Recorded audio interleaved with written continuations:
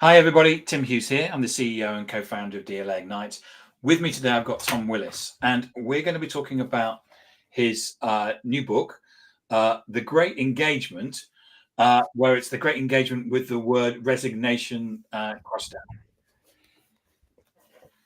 Tom, welcome. And I'm really interested in talking to you. Great book. Where can people find you? Yeah, great, Tim. Thanks for having me on.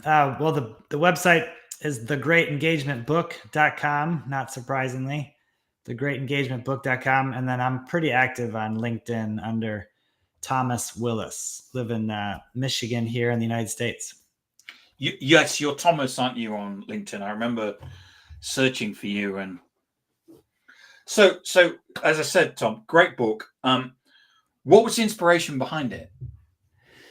Well, we talked about writing the book. My business partner and I talked about it for probably 5 or 6 years, Tim, frankly, and finally mustered the courage and the energy to do it about 2 years ago. And it came out just this past January. And there was probably a few reasons, if I'm honest with you.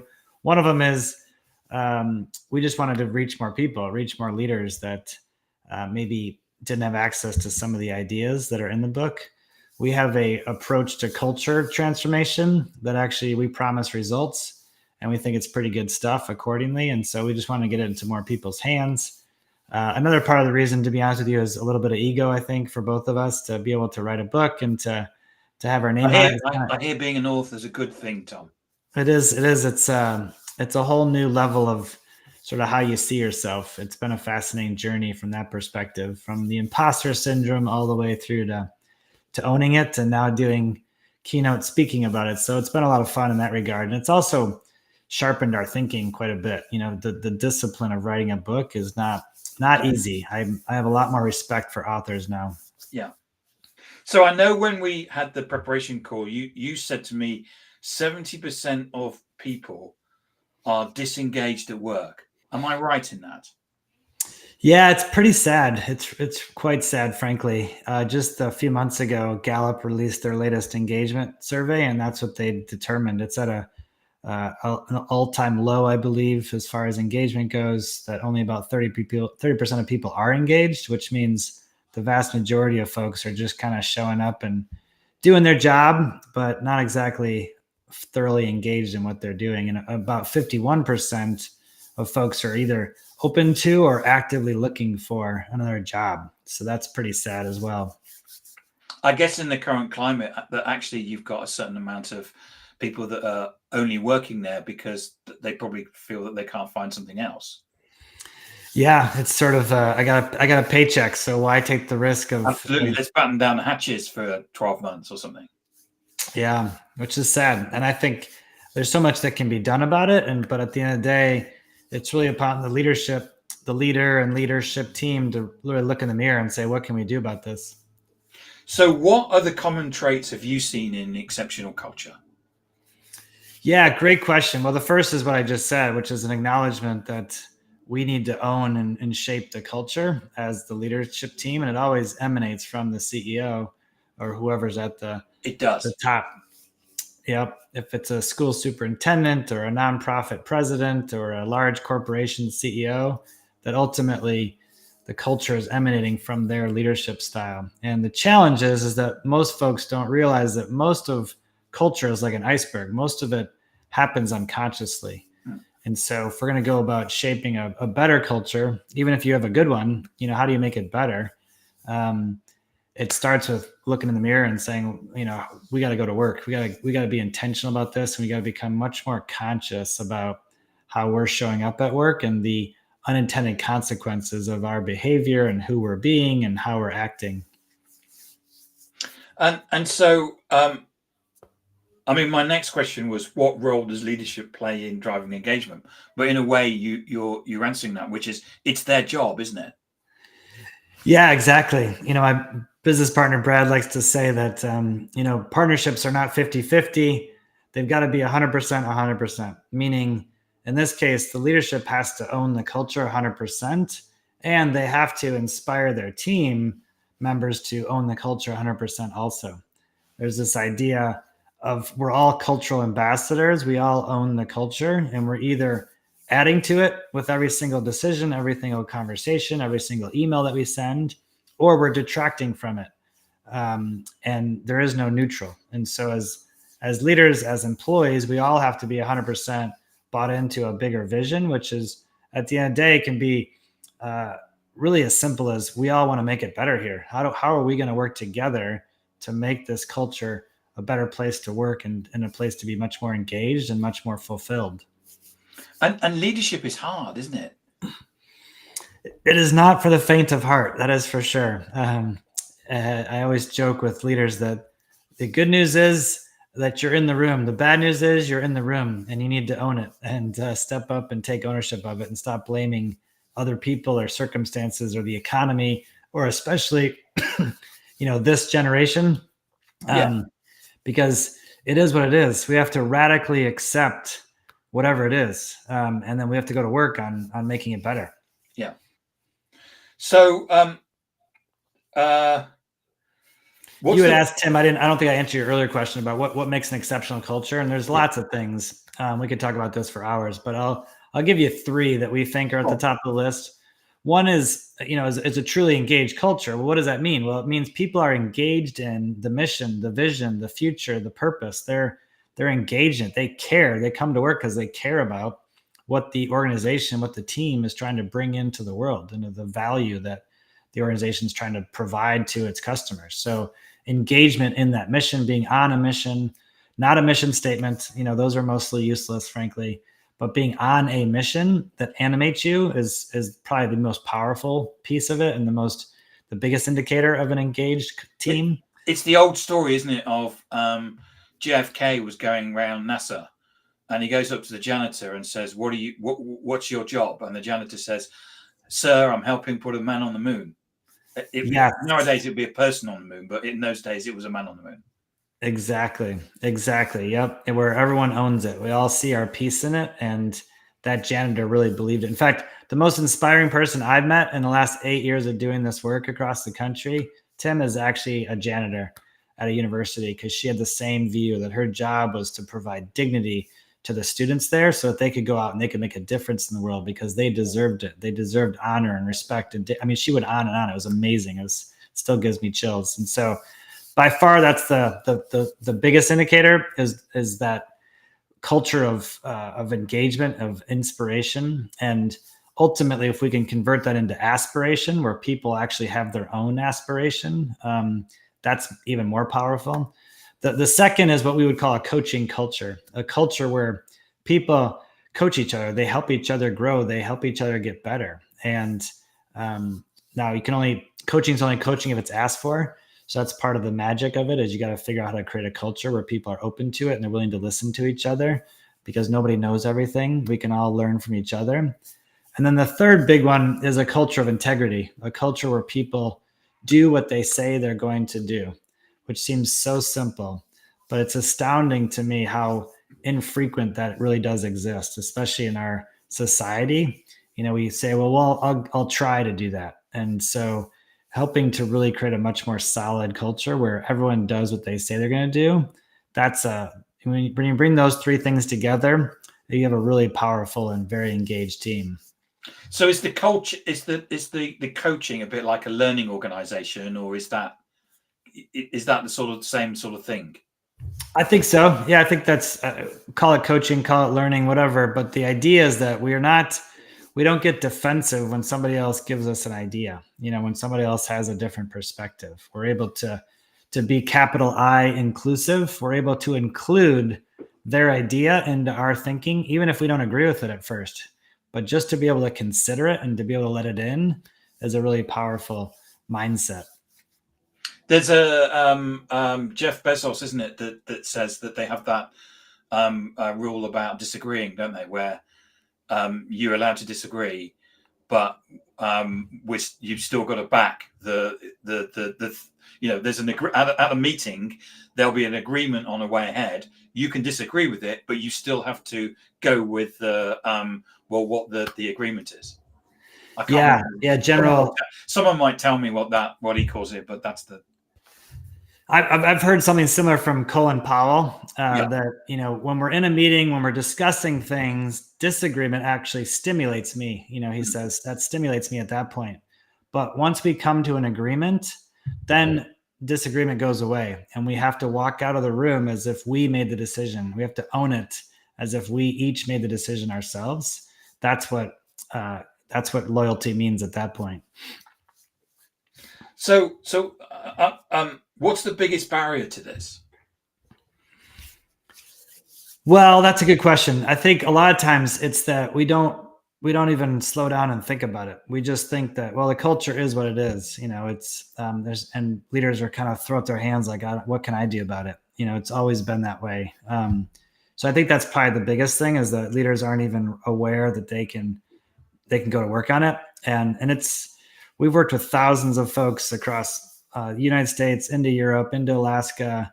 And what we know is that this stuff works. If you do it, you take the time and you invest the energy, you can take your culture from good to great, or from great to exceptional. But it takes a conscious effort. The other thing that can get in the way are, people who are quite anchored in the past, who are not interested in moving forward. And again, the job of leadership is to help those people come along, help inspire them, help coach them, help them to join the team. But sometimes that just doesn't work. And so leaders have to have the courage to help that person make a decision about, are you going to join us or are you not? There's no judgment in that, but this is where we're headed. And so you can join us, or if not, then it's probably time for you to find a different place to work. Yeah, I work for an organization where we parachuted somebody in who was going to be the agent of change, because we were moving from a on-premise organization to a SaaS organization. Everybody's SaaS now. I mean, it's and of course we had 20 years of history of people that had been there 20 years that were quite happy doing what they were doing, and we were going to have to change the way that people were measured, or the way that the way that somebody was seen as an expert. And of course, what happened was that the people that had been there for 20 years turned on the person who was the change agent, and went to the leadership and said that person's rubbish. And after 18 months, he got fired. But all he was doing was what he was paid to do. I mean, I thought he was. I'm still friends with him, and I've had to sit him down many a time and said, "You did what you were supposed to do." I'm not going to say his name. You did what you were supposed to do, and you were brilliant at it. Yes, and that's one of the things, because my next question was about, what can stop it, and that's a great example of where the leadership was trying to do something, and then they actually allowed the people that have been there 20 years to, in effect, take back control. Well, someone's always leading, right? And in that example, it's actually a failure of leadership. That poor person that was parachuted in was set up for failure, in my opinion, because we actually we won't come in and help an organization unless the CEO literally hires us. And they are the only one that we will allow to hire us, because we know that if we don't have the CEO's support, and the CEO is not really ready to do the work, then we're not interested, because we don't want to fail. So that's a really critical element. And then even there, you got to put out an aspiring future. Why are we doing this? Why are we making this change?